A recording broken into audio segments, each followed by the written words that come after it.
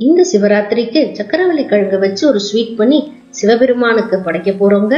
இந்த ஸ்வீட்ல வெல்லம் சேர்த்திருக்கனால உடம்புக்கும் ஹெல்தியா தாங்க இருக்கும். இந்த மகா சிவராத்திரி நேரத்துல நம்ம எல்லாரும் நல்லா இருக்கணும்னு சிவபெருமான் கிட்ட வேண்டிக்கிட்டு இந்த ஸ்வீட் எப்படி பண்றதுன்னு பார்க்கலாம். சக்கரவள்ளி கிழங்கு எடுத்துக்கோங்க. 1/2 கப் பாகு வெல்லம் எடுத்துக்கோங்க. இன்னைக்கு நான் உங்களுக்கு 2 சக்கரவள்ளி கிழங்கு வச்சுதான் உங்களுக்கு இந்த ரெசிபி சொல்ல போறேன். ஸோ 2 சக்கரவள்ளி கிழங்குக்கு 1/2 கப் வெல்லம் எடுத்துக்கோங்க. இது பாருங்க, இது பாகு வெல்லங்க. உங்களுக்கு பாகு வெல்லம் கிடைக்காட்டியும் பரவாயில்ல, நார்மல் வெல்லம் நீங்க எடுத்துக்கலாம். இப்போ இந்த சக்கரவள்ளி கிழங்க நல்லா வாஷ் பண்ணிக்கோங்க. நிறைய மண் இருக்குங்க, ஸோ நல்லா வாஷ் பண்ணிக்கோங்க. மண்ணு போக வாஷ் பண்ணிக்கோங்க. பாருங்க, அந்த கலரே பாருங்க, லைட்டா அந்த ஒய்லட் பிங்க் மிக்ஸ் ஆன ஒரு கலரா இருக்கு. சூப்பரா இருக்கு பார்க்கவே. இப்போ இந்த சக்கரவள்ளி கிழங்க நம்ம ப்ரெஷர் குக் பண்ண போறோம். ரொம்பலாம் நீங்க குக் பண்ணிடக்கூடாதுங்க. ஜஸ்ட் ஒரு விசில் சவுண்ட் விட்டு ப்ரெஷர் குக் பண்ணி எடுத்து வச்சுட்டுருந்தோம். வெள்ளத்துல எப்பயுமே கொஞ்சம் அழுக்கு இருக்குங்க. அதனால வெள்ளத்தை முதல்ல நம்ம கரைய வச்சுட்டு அப்புறம் அந்த அழுக்க வடிகட்டி எடுக்க போறோம். அதுக்காக ஒரு டம்ளர் தண்ணியை கொதிக்க விடுங்க. பாருங்க, தண்ணி நல்லா கொதிச்ச உடனே இந்த வெள்ளத்தை எடுத்து அந்த தண்ணியில போட்டு கேஸ் ஆஃப் பண்ணிடுங்க. இந்த வெள்ளம் அந்த சுட தண்ணியில நல்லா கரையட்டுங்க. இதுக்கு ஒரு 10 நிமிஷம் ஆகுங்க. நல்லா கரைஞ்சிரும் வெள்ளம். அதுக்கப்புறம் அதை வடிகட்டிக்கலாம். இப்போதைக்கு நீங்க இந்த வெள்ளத்தை போட்டு ஓரமா எடுத்து வச்சிருங்க. இந்த கேப்ல சக்கரவள்ளி கிழங்கும் வெந்துருச்சுங்க. பாருங்க, ஒரு சவுண்ட் விட்டனால நமக்கு ரொம்ப மாவாகாதுங்க.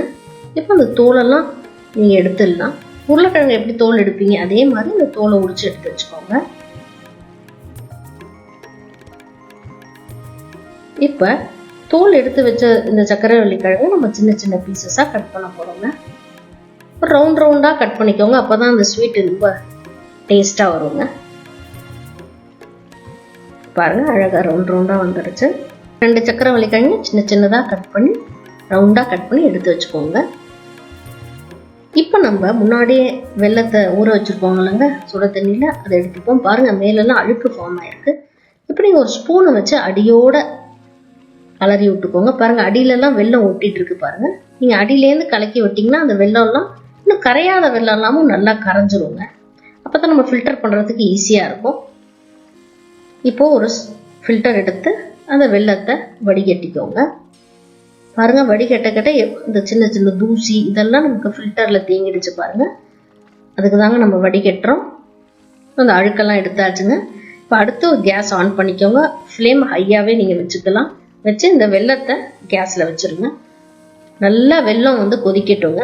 இது சிங்கிள் ஸ்ட்ரிங் கன்சிஸ்டன்சிக்கு வரணுங்க. அது வரைக்கும் இந்த வெள்ளம் நல்லா கொதிக்கட்டும். அப்பப்போ அடியோட கலரி விட்டா போறோங்க. கண்டினியூஸா கலரணும்னு அவசியம் கிடையாது. இந்த ஸ்டேஜ்ல ஒரு 1/2 டீஸ்பூன் ஏலக்காய் பொடி போடுங்க. இந்த ஏலக்காய் பொடி வீட்லயே அரைச்சது தாங்க. இது எப்படி செய்யறதுங்கிறத ஒரு 10 days கழிச்சு நான் அடுத்த பேட்ச் அரைக்கும் போது உங்களுக்கு காமிக்கிறேங்க. இப்ப நீங்க இந்த வெள்ளத்தை தொட்டு பார்த்தீங்கன்னா இது பாருங்க, ஒரு சிங்கிள் ஸ்ட்ரிங் கன்சிஸ்டன்சி வந்தாச்சுங்க. இந்த ஸ்டேஜ்ல நம்ம அந்த ரவுண்டா கட் பண்ணி வச்சிருக்க சக்கரவள்ளி கிழங்கெல்லாம் எடுத்து இந்த வெள்ளத்துல ஆட் பண்ணிக்கோங்க. இப்ப நீங்க அடுப்பு ஹைலேருந்து சிம் ஆக்கிக்கலாங்க. இந்த வெள்ளத்தோட பாகு இந்த கிழங்குல இறங்குங்க.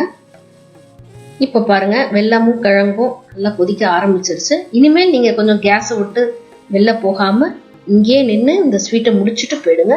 இப்போ ஒரு ஸ்பூன் நெய்யை இந்த ஸ்வீட்ல ஆட் பண்ண போறோம். ஆட் பண்ணி நல்லா கலர ஆரம்பிச்சோன்னு பாருங்க, வெள்ளம் நல்லா வத்த ஆரம்பிச்சிருச்சுங்க. அடியிலேருந்து கலரி விட்டுக்கோங்க. பாருங்க, வெள்ளம் ஃபுல்லா வத்தி போச்சு. இதுதான் கரெக்டான டைம்ங்க. நீங்க கேஸ் ஆஃப் பண்ணிடலாம். சக்கரவள்ளி கிழங்குல செஞ்ச ஸ்வீட் ரெடி ஆயிடுச்சுங்க.